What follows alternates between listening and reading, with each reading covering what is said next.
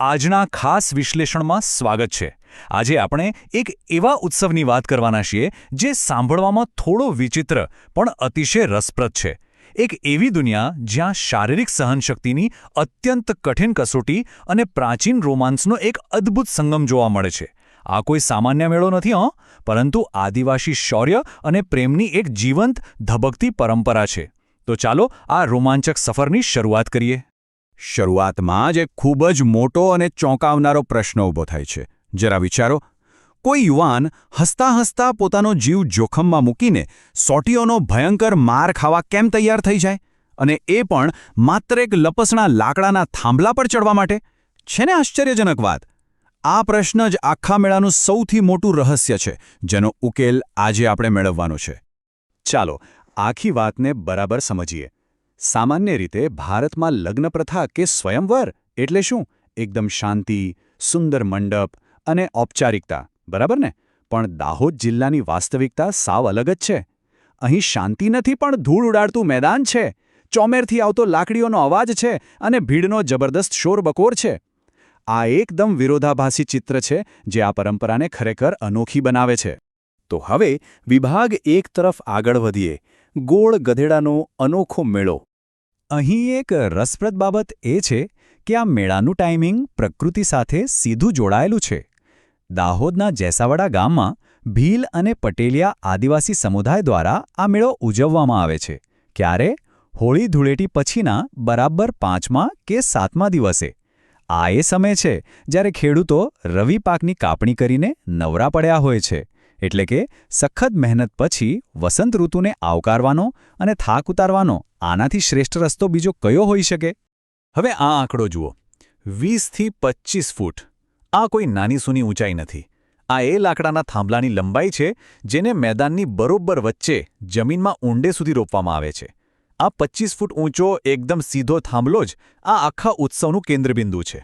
આગળ જોઈએ વિભાગ 2, આ વિચિત્ર નામ પાછળનો રસપ્રદ અર્થ।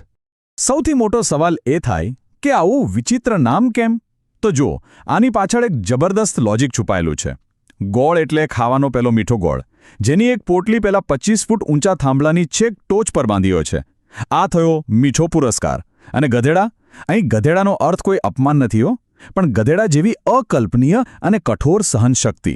કારણ કે થાંભલે ચડતી વખતે યુવાનોએ સ્ત્રીઓની સોટીઓનો બેફામ માર સહન કરવાનો હોય છે, જે વગર થાકે માર ખાઈને પણ ટોચ પર પહોંચે તેની આ અનોખી સરખામણી છે। અને હા, આ ચઢાણ કોઈ બાળકોની રમત નથી। થાંભલાને માત્ર ઊભો નથી કરાતો, પણ તેના પર તેલ, સાબુ અને અડદિયાનો એવો તો ભારે લેપ કરવામાં આવે છે કે તે એકદમ ચીકણો અને લપસણો બની જાય। એના પર પકડ જમાવવી લગભગ અશક્ય બની જાય છે। એટલે કે અહીં માત્ર શારીરિક તાકાત નહીં, પણ ગજબના બેલેન્સની પણ જરૂર પડે છે। ચાલો હવે જઈએ વિભાગ 3 પર, શૌર્ય અને સ્વયંવરની કસોટી। મેદાનમાં ખરેખર શું થાય છે એ સમજીએ। આખી પ્રક્રિયા લિટરલી રૂંવાડા ઊભા કરી દે એવી હોય છે। સૌથી પહેલાં કુંવારી યુવતીઓ હાથમાં નેતર કે વાંસની મજબૂત સોટીઓ લઈને થાંભલાની ફરતે એક કડક સુરક્ષા કવચ એટલે કે એક ગોળ કુંડાળું બનાવે છે। પછી મેદાનની બહારથી યુવાનો ચીચિયારીઓ પાડતા આ કુંડાળા પર હુમલો કરે છે। જેવો કોઈ યુવાન અંદર ઘૂસે, યુવતીઓ પૂરી તાકાતથી તેના પર સોટીઓનો વરસાદ કરી દે। પીઠ પર લાલ ડામ પડી જાય એવો સખત માર, ઉપરથી પેલો લપસણો થાંભલો અને ચારે બાજુ દર્શકોનો ગજબનો શોરબકોર। છેવટે જે સૌથી શૂરવીર સાબિત થાય તે ટોચ પર પહોંચીને ગોળ ખાય છે અને નીચે ભીડમાં પ્રસાદી તરીકે ફેંકે છે। હવે આખી વાતનો સૌથી રોમાંચક વળાંક અહીં આવે છે। આટલો ભયંકર માર ખાધો શા માટે? ઇતિહાસ એવો છે કે જે યુવાન વિજેતા બને તેને નીચે ઉતરીને પેલા માર મારનારી યુવતીઓના કુંડાળામાંથી પોતાની પસંદગીની કોઈપણ યુવતી પર હાથ મૂકવાનો અને તેની સાથે લગ્ન કરવાનો અધિકાર મળતો। બોલો, છે ને એકદમ પારદર્શક ને સીધું મેરેજ માર્કેટ। આગળનો મુદ્દો છે વિભાગ 4, સ્ત્રી સશક્તિકરણ અને સામાજિક મૂલ્યો। અહીં એ સમજવું બહુ જ અગત્યનું છે કે આ કોઈ આંધળી હિંસા નથી। આ તો સ્ત્રીઓ દ્વારા પોતાના જીવનસાથીની પસંદગી માટે લેવાતી એક અતિ કઠિન યાજ્ઞિક પરીક્ષા છે।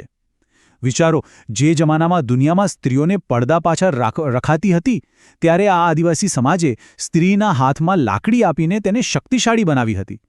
આનાથી મોટું સ્ત્રી સશક્તિકરણનું જીવંત ઉદાહરણ બીજું શું હોઈ શકે? આની પાછળનું વિજ્ઞાન પણ ગજબનું છે।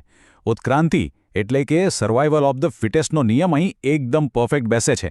જંગલની આખરી પરિસ્થિતિઓમાં જીવવા અને પરિવારનું રક્ષણ કરવા માટે અત્યંત મજબૂત પુરુષની જરૂર હોય છે. જે યુવાન આટલો માર ખાઈને પણ હાર નથી માનતો તે સાબિત કરે છે કે તે શારીરિક અને માનસિક એમ બંને રીતે અત્યંત મજબૂત છે.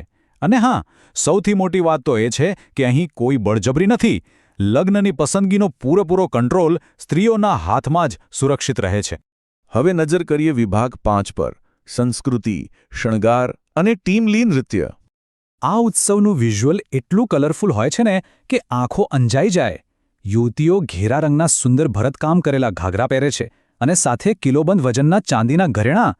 હાથમાં ભારે બલોઈયા, કમરે કંદોરો અને શરીર પર પરંપરાગત છૂંદણા એટલે કે ટેટૂઝ.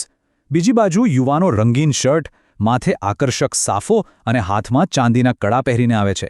અને હા, આજકાલના યુવાનોમાં વટ પાડવા માટે આંખે કાળા ચશ્મા પહેરવાનો ક્રેઝ પણ જબરદસ્ત જોવા મળે છે.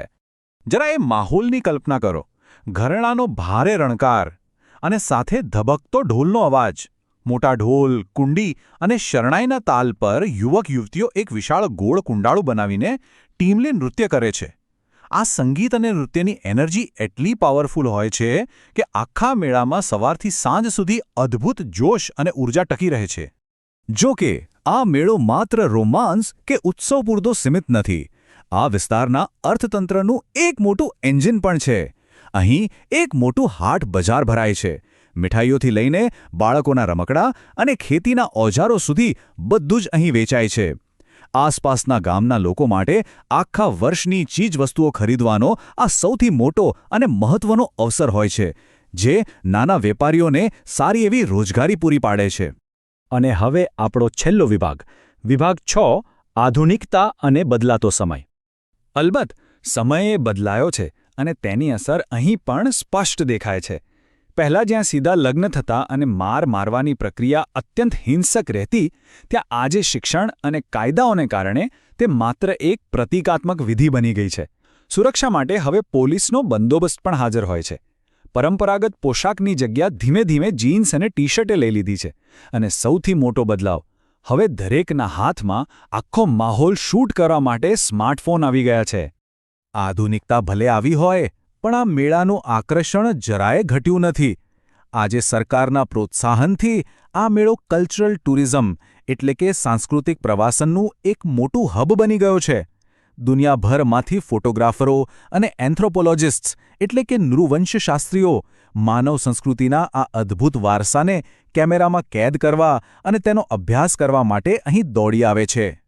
તો અંતે એક વિચારવા જેવો પ્રશ્ન ચોક્કસ ઊભો થાય. એક તરફ જીન્સ અને સ્માર્ટફોનનું વર્ચસ્વ વધી રહ્યું છે, ત્યારે શું આધુનિક દુનિયામાં આદિવાસી સંસ્કૃતિની આ ઐતિહાસિક અને શૌર્યપૂર્ણ ભાવના ભવિષ્યમાં પણ પોતાની મૂળ ઓળખ જાળવી શકશે ખરી? આ વિચારતા કરી મૂકે તેવા પ્રશ્ન સાથે આજના આ વિશ્લેષણને અહીં જ વિરામ આપીએ છીએ. આદિવાસી સમાજની આ અદ્ભુત ધરોહર ખરેખર પ્રશંસાને પાત્ર છે. આશા છે કે આ સફરમાં કંઈક નવું અને રસપ્રદ જાણવા મળ્યું હશે. ફરી મળીશું આવા જ કોઈ રસપ્રદ વિષય સાથે.